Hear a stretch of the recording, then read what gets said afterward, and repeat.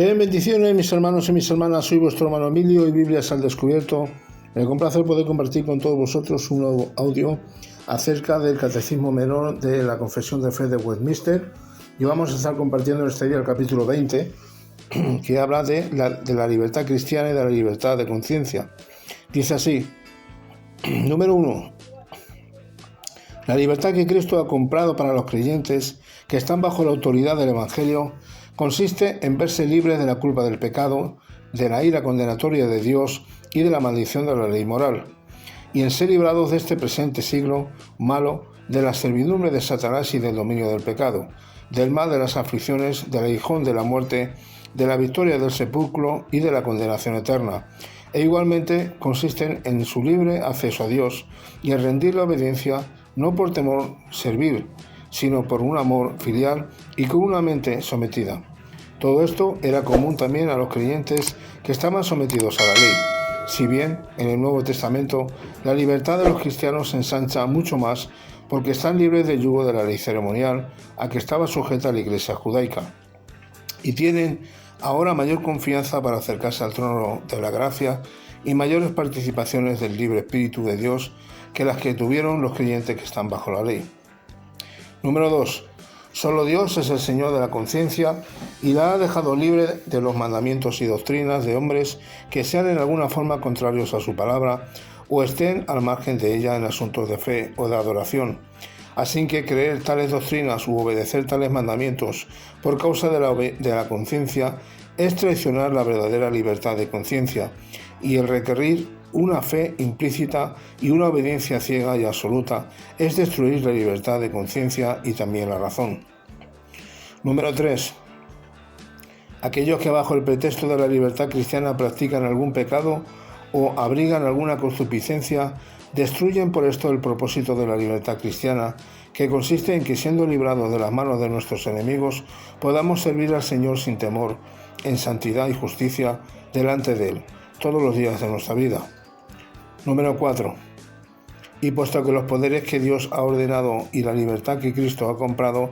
no han sido destinados por Dios para destruirse, sino para preservarse y sostenerse mutuamente uno al otro, los que bajo el pretexto de la libertad cristiana quieran oponerse a cualquier poder legal o a su lícito ejercicio, sea civil o eclesiástico, resisten a la ordenanza de Dios.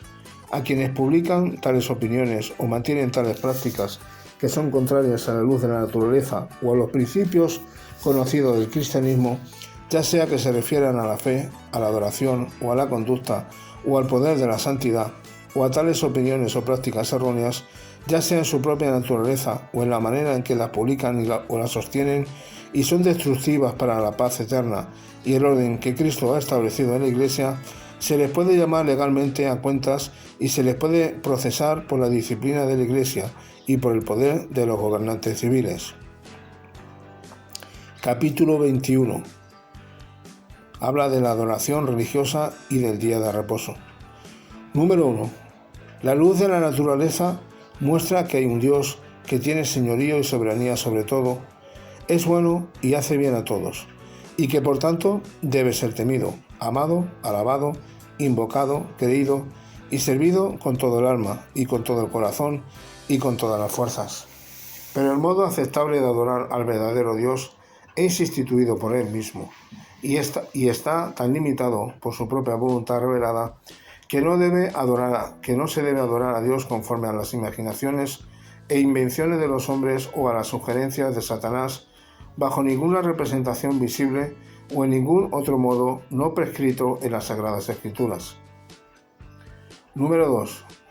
La adoración religiosa ha de darse a Dios Padre, Hijo y Espíritu Santo, y a Él solamente, no a los ángeles, ni a los santos, ni a ninguna otra criatura,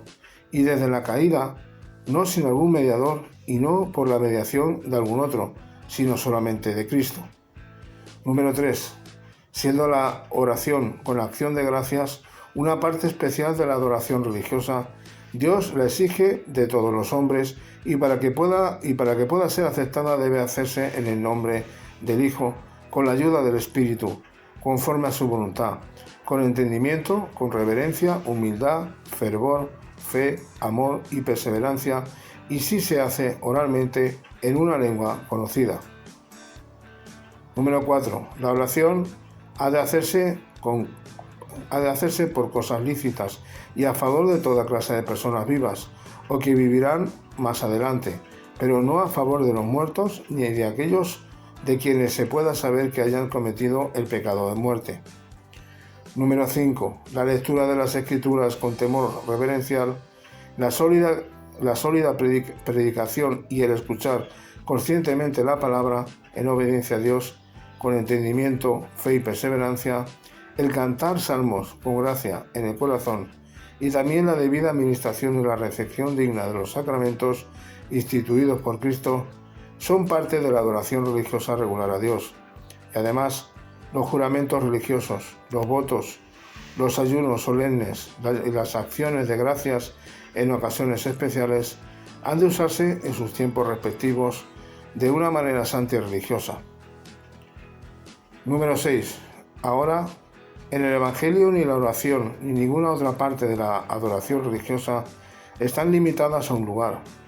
ni son más aceptables por el lugar en que se realizan o hacia el cual se dirigen, sino que Dios ha de ser adorado en todas partes, en espíritu y en verdad,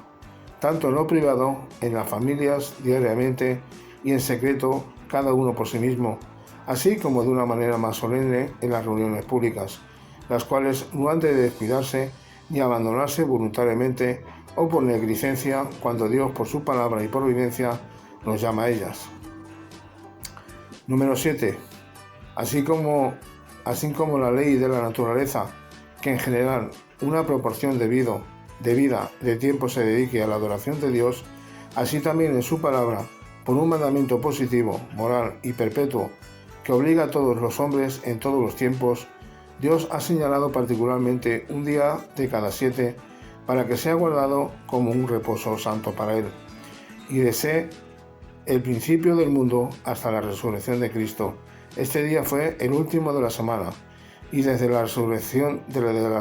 de Cristo fue cambiado el primer día de la semana, que en las Escrituras recibe el nombre del Día del Señor,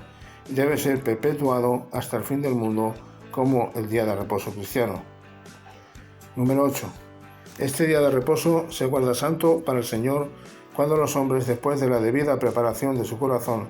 y arreglados con anticipación todos sus asuntos ordinarios, no solamente guardan un santo descanso durante todo el día de sus propias labores, palabras y pensamientos acerca de sus empleos y diversiones mundanas, sino que también dedican todo tiempo al ejercicio de la adoración pública y privada y en los deberes de caridad y misericordia. Bien, pues hasta aquí la lectura de este Catecismo Menor de la Confesión de Westminster. El siguiente que estaremos leyendo sería el capítulo 22, que habla de los juramentos y de los votos lícitos. Alguien que te haya gustado, dale un like, compártelo, y si no te has suscrito al canal, pues suscríbete. Yo mediante estaremos haciendo otro audio u otro vídeo. Ya no digo nada pues, por el tema de la Biblia de teología bíblica de Dick Carson, porque la verdad es que aquí en España, yo en lo nivel personal estoy bastante decepcionado. No sé cómo en otros países ya están prácticamente casi toda Latinoamérica y vendiéndose por Amazon, y aquí no la tenemos aún, pero bueno, en fin, tendremos paciencia y esperemos a que puedan venir a las librerías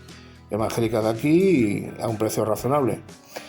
Bien, pues nada, que Dios os bendiga mucho, muchas bendiciones, y que Dios os guarde en vuestras vidas como así lo deseamos, ¿no?, para cada uno de nosotros, que ya nos queda poco para que termine este año, y esperemos que sea